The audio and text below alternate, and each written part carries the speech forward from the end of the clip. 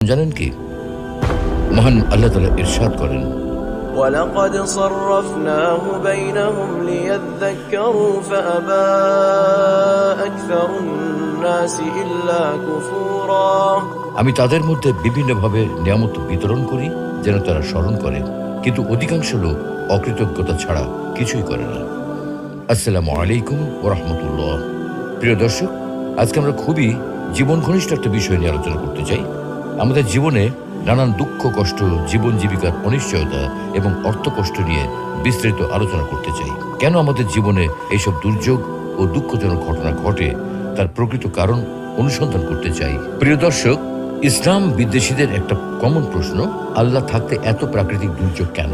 এত ভূমিকম্প হয় কেন? বন্যা হয় কেন? দুর্ঘটনায় এত মানুষ মারা যায় কেন? স্রষ্টা যদি থেকেই থাকেন, তবে তিনি কেন মানুষকে এত দুঃখ, কষ্ট ও বিপদ দেন? স্রষ্টা যদি